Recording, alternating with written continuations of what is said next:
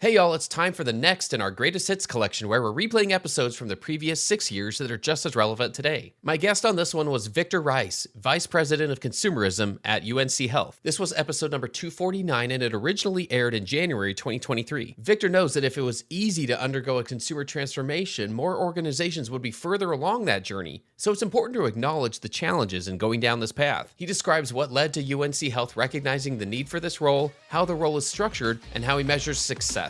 Get ready to learn a ton and be engaged all along the way. The flow. All right, let's get into the flow, folks. Give it up for my man, Victor Reiss. Victor is the Vice President of Consumerism, Growth Marketing, and Insights for UNC Health. Victor, welcome back to the Healthcare Wrap. Glad to be here. Thanks for the invitation. I always enjoy connecting with you. Victor, tell us a quick Victor 101. What did I miss in your bio? What else would you like our listeners to know about you and your background? And then we got a few questions more about your role in the organization, the consumerism portion of your role. Let's just start with that. Tell us more about Victor. Yes, you probably missed in my bio because I didn't want to place it in my bio because some of these things might be considered embarrassing. But something surprising that you did not know, and I'm sure the audience is not aware of, is that I have never watched an episode of This Is Us, Friends, or Seinfeld. So please don't judge me. My greatest fear, I don't like elevators. I don't like them. I don't trust them. And because I was stuck on a high-rise elevator several years ago. So it's a scary moment. We all have almost I call it business blunders. And my almost biggest business blunder is that I almost asked a celebrity to excuse themselves out of a photo shoot. That person did not look like a celebrity that day. And so I was motioning for our event manager to excuse this person out of the photo. So good news is I did not move forward with that, but I almost made a big blunder. And finally, my favorite childhood cartoons that have taught me a lot about business, and that's the Flintstones and the Jetsons. And the reason why they taught me a lot about business is that even today, we deal with a lot of Flintstones and Jetsons in our day-to-day work. And when I say Flintstones, you have a lot of people who are comfortable with the status quo, but then you have some who are Jetsons who are trying to move and advance to that next dimension. So those are the things that did not appear in my bio. Amazing. Let's do this, Victor, to make the most of our time. I want to just give people a broader idea because I've always been intrigued since the first time you and I connected online, and then we've had the fortune to meet in person. When we first connected, I was intrigued. I will tell you straight up just by your title. And I'd love to hear a little bit more about that because I feel like this is something that we're going to see a lot more. And the context I shared with you before we hit record here was an article in Forbes that I read a few months ago. It was about the rise of I don't remember the exact word for it, but it was basically marketing leadership has outgrown just marketing. And they're giving examples of the quote unquote marketing and officer, marketing and something else. And how many leaders do we see? This is very common in healthcare, but they were talking about not just healthcare, they were talking about a lot of different organizations. But the fact that a lot of marketing leaders do have additional responsibilities. And so when those additional responsibilities include things like in your title, consumerism and growth marketing and insights, that's intriguing to me because I feel like it's an evolution. I feel like it's an indication of this recognition that marketing involves a lot of things, not just in and of itself, because we could spend a couple of hours, maybe the rest of the day, talking about the complexities of structuring a marketing department in and of itself. Then you add these other components and it just tells you that things are changing. So I wonder if we can start just with a deep dive on your responsibilities. So with your role as Vice President, like I said, of Consumerism, Growth Marketing, and Insights, a lot of cool things packed in there, but can you tell us a little bit more about those responsibilities and where does that role fit within your organization? Absolutely. So first off, the role sits within our strategic marketing and communications department. I will tell you, I am not a big fan of org charts because sometimes they unintentionally create silos. So the best way I like to describe where my role sits is that we are both a vertical and a horizontal team. When we wake up in the morning and as we engage in our day-to-day decision making, we are aligned around a single purpose. And that purpose for UNC Health is that we believe access to world-class healthcare is essential to creating strong, thriving communities. And so we want to make sure all of our roles and responsibilities, we understand the why. And what is our promise? And our promise is that we help people get well and stay well throughout their lives. And for my particular teams that I have responsibility for, which is our consumer insights team, our brand marketing and growth marketing strategy team, marketing technology and operations, our value proposition to our internal stakeholders is that we are champions of the brand and voice of the consumer. And our elevator speech is simple. We are that bridge that connects people we serve to the care we give. Experts in consumer behavior and stewards of our reputation, we ensure that when North Carolinians think of better health, they think first of UNC Health. So our world-class marketing team prioritizes consumers, which might be new. Again, when you look at the title of consumerism, we are intentional about how we prioritize consumers in our day-to-day decision-making.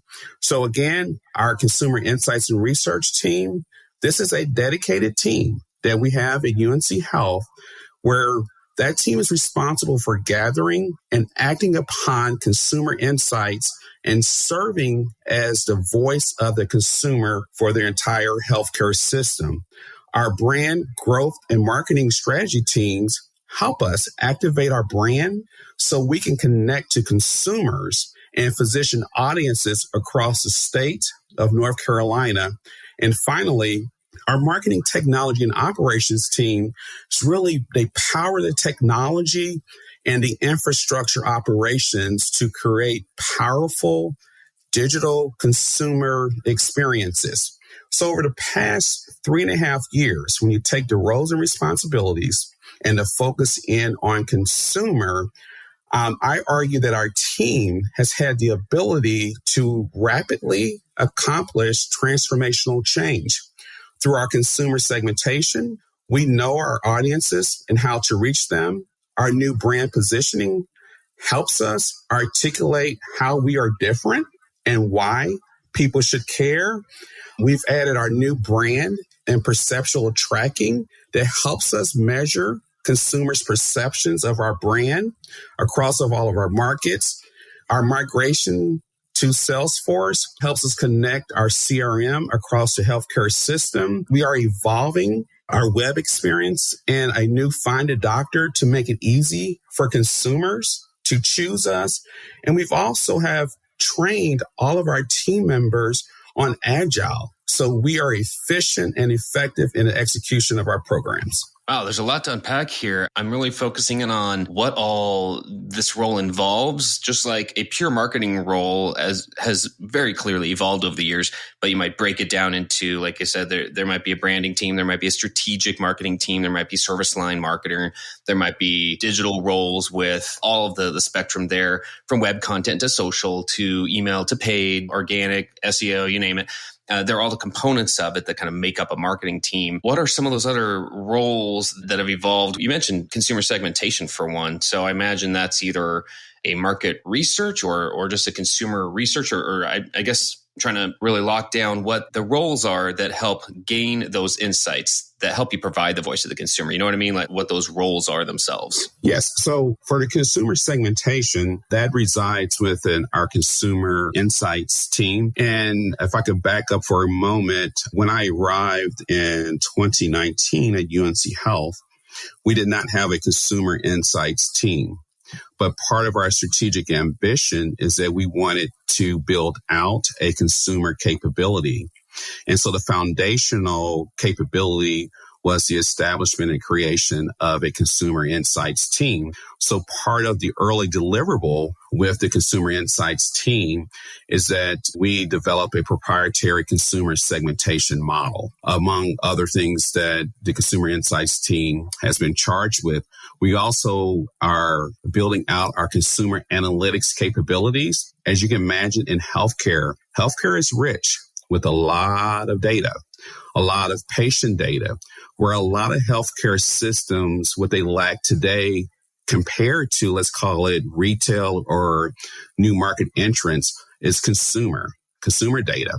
And so this team is helping build out and ingest the healthcare system with a breadth of consumer analytics information. So now you take that and you pair that with your internal information that you know about healthcare consumers. So now you have a better idea of how to, I would call it, evolve your existing or even new or future service offerings where they might be attractive to consumers, but also build greater attachment, which ultimately leads to loyalty. Nice. Okay. Yeah. That's amazing. That really helps kind of show what leads up to being able to provide that value, especially on the voice of the consumer side. So thank you. So I think that has to do with the consumerism portion of your role. What are some of those greatest opportunities and some of those greatest challenges that you've had, especially on the consumer side, as you've been growing that capability, if you will? Yeah. So I think it's important to understand the contextual backdrop. So what's driving this thing called consumer or consumerism in healthcare? And it's simple. Patients, consumers, are paying higher out-of-pocket healthcare costs. So naturally, they're looking for a healthcare experience that mirrors that they experience in other service sectors. Healthcare consumers now are demanding healthcare experiences that are frictionless as those that they experience in their daily life. So consumerism is more than a job. It's adjusting and influencing the organization around a mindset. So consumerism, I will argue, is a mindset. If you take a look at, as I break my job down into percentages, 40% of my time is focused on building out that capability and infrastructure. The next 30% is for advocating for choice, ensuring that when people or consumers are shopping, that they have choice and they can make informed decisions. And the remaining 30% is around encouraging change. So consumerism is a lot about change, changing processes, changing business decisions, changing investments, changing the dynamic from, is it a patient versus a consumer? So all of that involves change. So here's the opportunity. As I tell people, there are 525,600 minutes in a year. So let's just say if you estimate a person visits a doctor offices maybe 3 or 4 times a year, that equates to, let's say, 100 minutes. So for my role, from a consumerism perspective, I have the opportunity to influence the 525,500 minutes when the individual is not in a healthcare setting. So that means that I can operate in that space of wellness, awareness, lifestyle, and prevention-focused health activities, or all of the decisions that occurs in a daily life or before a person decides to log on or visit a physical facility. So I have an opportunity, I call it 525,500 reasons. So that is the opportunity. The challenge with consumerism is that people are still having this debate. Is it consumer versus patients? For some, it's a trigger moment. There's a lot of debate. So where I've landed is that instead of debating consumer versus patients, let's focus in on, even if that you want to argue that that person is a patient, well, there's a lot of things that occurred before that person actually arrived into your healthcare setting. And for many of you, you probably have heard me use the analogy of airplanes. If I have to go to a particular destination, I will examine my options to see if a particular carrier goes from my city to that particular destination. Is it at a convenient time? What is the price? So that allows me to compare the pricing. And although the price might be right and they actually go, it may not be at a convenient time based upon my schedule, not their schedule, but my schedule. So when I arrive, and let's say if it's Delta Airlines, when I arrive and walk onto the aircraft, I move from a consumer to a passenger. So I would argue there is a strong correlation to the decision making that there's a consumer. Now, we're not talking about a person who's had an adverse event that's in an emergency room and they don't have a choice. We're talking about when that individual can make a decision on a healthcare system, a doctor, or urgent care facility, or a different entry point. That is what consumerism is all about. I just want to throw my hands up and say, preach, man. You know how much I agree with this and the thoughts that lead up to it and the experiences that we each had.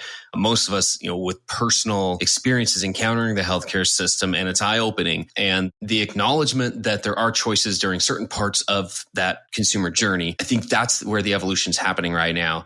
And one of my favorite topics is how marketing can influence all of this, how marketing can play a leading role in what we refer to as consumer transformation, which, again, this is one of my hopes that the term itself can start to be more agreed upon. There can be more of a consensus about just how this refers to the underlying business systems themselves that contribute to how somebody encounters a healthcare professional and how easy it is to engage with them and trust them and make those choices, because that's where I think as an industry, we're all learning a lot. So I'm curious from the marketing standpoint of all of this, how do you think marketing plays a role? Because, I'm out there on record saying I feel like marketing can play a leading role in the consumer transformation side of all of this. But what do you think? Do you agree with that? And if so, how do you think marketing can play that leading role? I absolutely agree. And I will just give everyone a caution. By default, when people think of marketing, they might think of some type of advertising trigger, or you are trying to attempt to get someone to do something that they may not want to do. I argue that marketing is more aligned to strategy. And so if you really want to make an impact in consumer transformation, make sure your marketing operation is aligned to your strategic priorities. To that end, make sure that your capabilities not only support the priorities, but they also provide answers or instructive insights to strategic questions. So those strategic questions can vary, but they typically are centered around what is the winning aspiration for that healthcare system, where to play, how to win, and what are the capabilities that need to be in place. And for a bonus, I'll throw out this additional question, and it's probably the most powerful question, is what needs to be true? Because there's a lot we can discuss, but what needs to be true in order for it to be attractive to a particular consumer? So in order for marketing to really influence and drive transformation, especially for consumer, you have to be focusing on building solutions, making sure that you are addressing real needs and consumer jobs to be done, not navel gazing and operating based upon a set of beliefs or assumptions, but make sure they're aligned to consumer jobs to be done. You also have the second one is connectivity. Make sure that it's simple, frictionless interaction points in digital, analog, and physical. The third is around engagement. Make sure that engagement is so meaningful that it creates fierce loyalty and trust that alters behavior. And finally, it's around perception and positioning. How is that brand perceived in the minds, or how does it fit within that particular brand position? So the second area that I would argue for transformation is that marketing has to run what I call a prevent defense to guard the organization from the Icarus effect. If you're familiar with the fabled Icarus of Greek mythology, it is said that he flew so high and so close to the sun that his artificial wax wings melted and he plunged to the sea. So it was really the power of Icarus' wings that led him to his doom. So if you're familiar with the story, everyone knows that Icarus' father made him wings, but he told him not to fly too close to the sun. but he ignored the warning and plunged to his doom. But we tend to forget that Icarus was also warned not to fly too low because seawater could ruin the lift in his wings. So flying low is even more dangerous than flying too high. So what does that mean for healthcare systems? Is that oftentimes, especially in marketing, we can see it. We can see that the organization is trapped in this, what I call it, flying low, playing it safe, rinse and repeat of old models, not willing to own up that it's difficult to schedule. There are long wait times for appointments, and we consider that just business as usual. And we also sometimes tend to be fascinated with buildings and, of course, sick care. All this means is that our previous success leads us to specialization and exaggeration and to confidence, complacency, dogma, and ritual. So it's up for the marketing to be the truth serum. As I tell people, sometimes it's the marketing department that has to be willing to call the baby ugly. And remember, some people don't want to fly high or they don't want pie in the sky. They prefer a ham in the hand. And finally, is my recommendation for consumer transformation is that for the marketing team, they need to be willing to sound the alarm. Sound the alarm if you realize that the organization is on a burning platform. I jokingly say this, but my fear for many hospitals or healthcare systems is that we are running out of time for relevance. If we don't course correct, we will find ourselves being Blockbuster General Memorial Hospital at the intersection of Blackberry Avenue and Kodak Drive. I love that analogy. I got to say, Carrie Lycan used that and acknowledged you at a client symposium that she and I attended a few months ago. And it was like the visual of it was just stark. And, I also want to acknowledge here, it's safe to say that if it was easy to undergo this type of consumer transformation, more organizations would be further along that journey. So I want to acknowledge the challenge in going down this path. And with that said, it's also fair to say when we flip that switch, and this is kind of an exercise in understanding the voice of the consumer. We flip that switch and we say, let's put ourselves in the consumer's shoes, which ironically is pretty easy for most people to do because this is different than encountering retail or encountering some other, or banking, or a restaurant or whatever. Almost everyone has encountered healthcare, either them or their loved ones, in the recent past, and can point to an experience that was less than desirable. So it should be pretty easy for us to take a step back and put ourselves in the shoes of a consumer. I feel like it's pretty safe to say that a majority of consumers, when we, again, would take a step back and say, don't think like somebody who is in the healthcare profession. I'm thinking just like a consumer. It's pretty safe to say that most people just don't understand all that complexity that happens behind the scenes, and they really don't care. They don't need to understand prior authorization. They don't need to understand rev cycle. They genuinely don't. They just don't want it to be so hard. So I'm curious, this is kind of applying a lot of the things you've shared and some of the successes that you've been able to see. How do you think the team at UNC Health is working to design a better experience for consumers? I would say at UNC Health, we're not perfect, but we are committed and we are well along the journey to creating what we call an unrivaled experience. I like to describe our current state is that we are navigating through dis-ease, but not disease. So when I say dis-ease, D-I-S-ease. So we realize that the current experience is not optimal, right? In medical terms, when you say someone is at dis-ease, you see a lot of this in with a chiropractic doctor. That means the body is not at optimal health. It's missing something. So we are focused in on flipping the dilemma, managing our today strategy with a tomorrow strategy.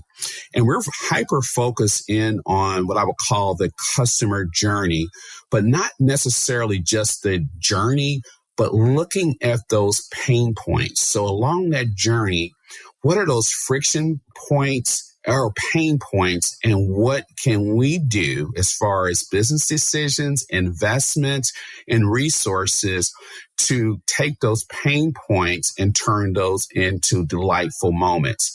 I like to characterize those in 3 areas. We're focused on how people access the care. That's around personalization, making it simple and convenient. Imagine that, right? And how we receive care.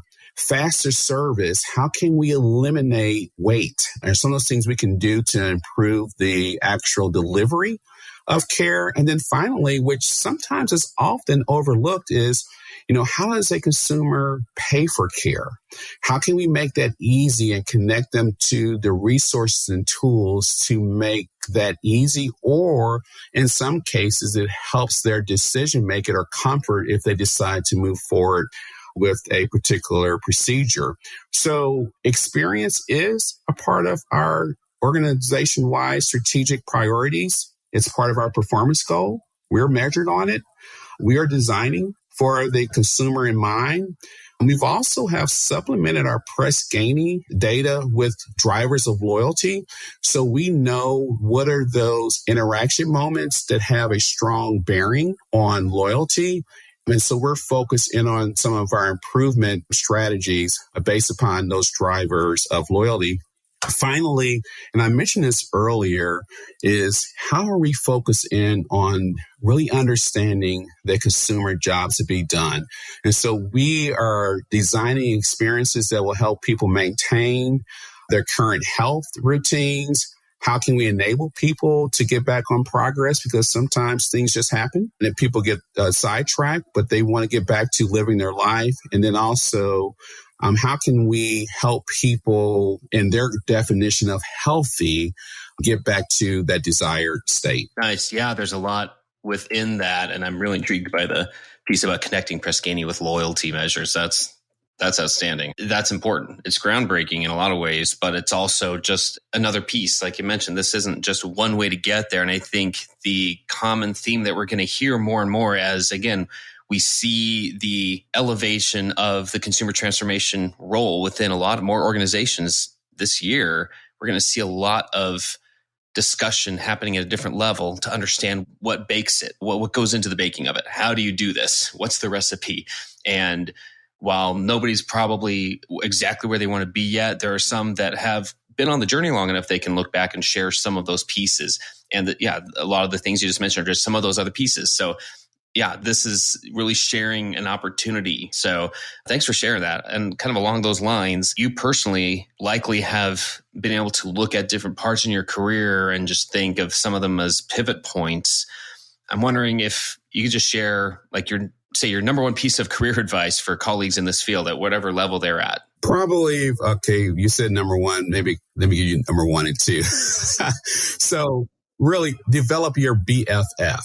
So what is a BFF? Develop, argue, curiosity and context are BFFs. So let curiosity guide you. Always start with the assumption of positive intent. Understand the why. That's whenever you walk in a room or if you're new to an organization, and what must be true in order for an initiative or idea to be viable. And then again, as I mentioned, curiosity and context are BFFs, context. Always seek additional background and look to uncover what is being said, but also what is not being said. And then as I can just roll up my career advice, and this is for all of us, this is what should guide you from day one until you decide to, let's say, retire. Our role is to plant trees. The true meaning of life is to plant trees under whose shade you do not expect to sit. So oftentimes what you might be challenged with is to create a better tomorrow for those that you may not come into contact with. So let that guide you as far as how you approach daily. For those of us in healthcare, we are advocating and we're pushing forward because we do want to create a better tomorrow for those that we see today, but for those we may not come into contact with tomorrow. Wise words. I think we can do more of that type of sharing too, quite frankly, in the industry, just sharing more of that type of mentoring and thought leadership. Last question for you, Victor, before we go here. If we take a step back, we've been talking a lot and digging really deep on the consumerism side. I'm just curious what other trends you're paying attention to right now. It doesn't have to be related to that at all, but what else in the field are you paying attention to? So I'm really paying attention and I'm intrigued by the silver tsunami. And this is not a new trend. This has been around, but you look at demographic shifts and what's coming. I don't believe a lot of people are building the infrastructures or really have the focus priorities around the silver tsunami. And the reason why it's going to be a tsunami because it is going to hit us fast. And I want to know, and I guess, well, from a trend perspective, this is what I see and what I witness is that everyone is chasing the millennials, right? And rightfully so, because obviously they will age into a lot of industries for healthcare. They'll eventually age into healthcare, but we have to make sure that we are not stepping over a quarter to pick up a nickel. And again, silver tsunami from a market perspective, it's a huge market. I believe there are some companies out there that are well positioned. When you take a look at, I call some new market entrants, there are people that are designing services that strictly appeal to this silver tsunami audience. But I believe there needs to be more. Even from a legacy retailer, I would say Best Buy, they do have a focus in on this mature market or silver tsunami, but I don't believe there is enough infrastructure or significant focus in on this market that will be here sooner rather than later. Well, that gives us just a lot to think about. And on that note, that's it for this episode. That'll do it for us. I've had the pleasure of speaking with Victor Reiss from UNC Health. Thanks so much for joining us today. Thank you. Thanks for tuning in. If you like what you heard, please spread the word. Tell your colleagues to tune in for all the awesomeness, then leave a review on Apple, Spotify, or wherever you listen. This show is produced by Shift Forward Health, the channel for changemakers. Subscribe to Shift Forward Health on your favorite podcast app, and you'll be subscribed to our entire library of shows. See our full lineup at shiftforwardhealth.com. One subscription, all the podcasts you need, and it's all for free. And remember, we might have a lot of work to do in healthcare, but we'll get there faster together. Thanks again.